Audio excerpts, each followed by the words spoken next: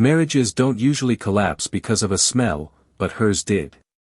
For 4 years, she believed she had stability, a husband who loved her, guided her, and tried to lift her out of the insecurities she carried from her past. But one lie, one trip, and one surgery meant to upgrade her life became the very thing that rotted her marriage from within. Before the world knew it, a foul odor drifting through a Texas kitchen sparked a chain reaction that would push two adults to their breaking point and turn a simple argument into the beginning of a dark obsession.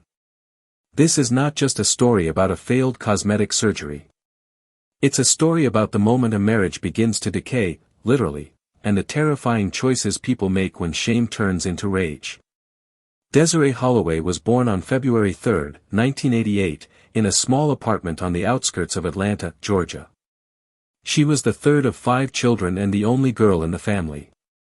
Her father, Raymond, worked 2 jobs, loading boxes at a warehouse during the day and standing security at night. He was rarely home, and when he was, exhaustion left little room for parenting. Her mother, Carolyn, struggled with depression for most of Desiree's childhood. There were weeks when she could not get out of bed, leaving Desiree to figure out life on her own. The Holloway household operated on a painful hierarchy. Raymond believed boys needed guidance and attention. Girls, in his mind, simply needed to stay out of trouble. While her brothers received whatever scraps of involvement he could offer, Desiree learned early that she was on her own. Money was always tight. The electricity was cut off more times than she could count.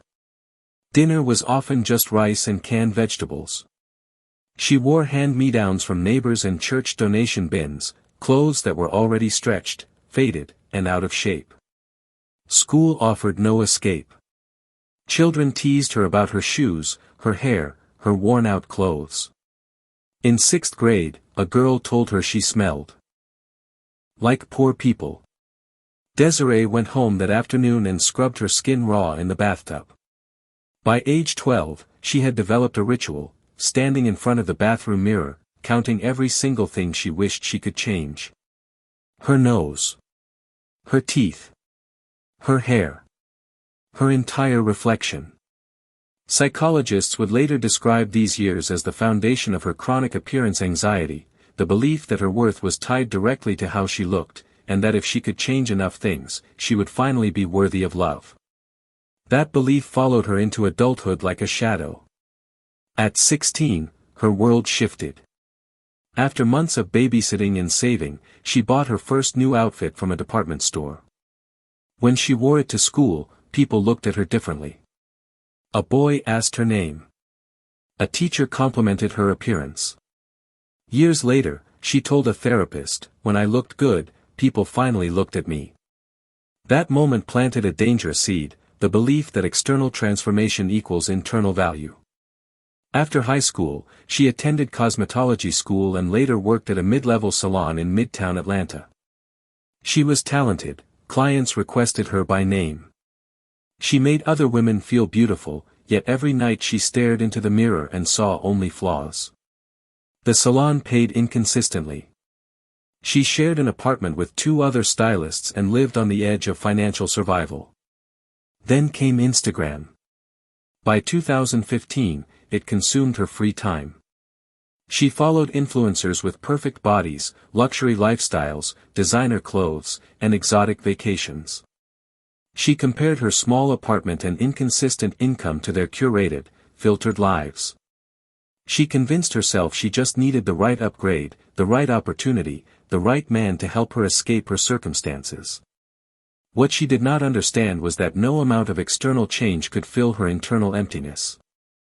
In the summer of 2015, opportunity walked into her life wearing a tailored gray suit. His name was Terrence Mitchell, and he had no idea that the woman styling hair at his friend's wedding would one day stand over him with a gun, demanding that he love her forever. Terrence Mitchell was born on September 17, 1985, in Houston, Texas, to a family that valued education, discipline, and self-improvement. His father, Harold, served as a federal judge. His mother, Ernestine, was an economics professor. The Mitchell household rejected shortcuts. Terrence grew up hearing, "Shortcuts are for people who don't respect themselves." He internalized every word. Terence was raised to value character over appearance.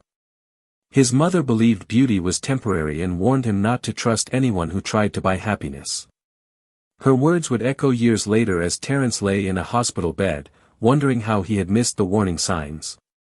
Disciplined and health-focused, Terence avoided alcohol, maintained a strict gym routine, and lived modestly despite earning a six-figure salary as a senior investment analyst. He owned a simple condo, drove a practical car, and saved aggressively. His friends teased him for being too careful, but he never wavered. Yet Ernestine worried. Terence had a hero complex. He believed he could fix people, especially women who carried wounds he thought love could heal. She warned him that some people have holes inside them that love cannot fill. He didn't listen. In July 2015, Terence flew to Atlanta for a college friend's wedding. During the reception, he found himself seated beside Desiree. She was beautiful, warm, engaging. They talked for hours. When he asked for her number, she assumed he would never call. He called the next morning and asked her to dinner. They soon began an 18-month long-distance relationship that felt like a fairy tale. Terence flew to Atlanta twice a month, taking her to restaurants she had only seen on TV. She visited Houston when she could, imagining life in his condo. He paid for everything: car repairs, dental work, rent shortages. The pattern formed early: he gave, she received. She never demanded money, but she never refused it. To Terence, providing for her was love. To Desiree, it became validation. As months passed, her appearance shifted dramatically. She invested in clothes, hair treatments, and fitness routines. Her Instagram followers grew. She credited Terence for helping her become who she was meant to be, unaware that she was becoming dependent on his praise, craving it like a drug. The first major conflict came when she got a tattoo on her wrist, something she knew Terence disapproved of. When he saw it, he asked, disappointed, "Why would you do that?" She cried, apologized, said it was a mistake. Terence forgave her. What he should have recognized was that she had crossed a boundary intentionally, testing whether his love was conditional. When he forgave her, she learned the formula: push a boundary, apologize, be forgiven. She would rely on that pattern again. On Christmas Eve 2016, Terence proposed. She accepted through tears. They married in April 2017. Terence's mother attended but quietly warned her husband afterward, "He's making a mistake. That girl has a hole inside her that nothing will ever fill." After the wedding, Desiree moved into the Houston condo. She decorated, cooked elaborate meals, and performed the role of devoted wife. But she didn't transfer her cosmetology license to Texas or search for work. "I just want to settle in first," she told Terence. He accepted the explanation, not realizing that settling in was becoming permanent. By Thanksgiving 2017, cracks appeared in the marriage. Desiree spent hours scrolling social media.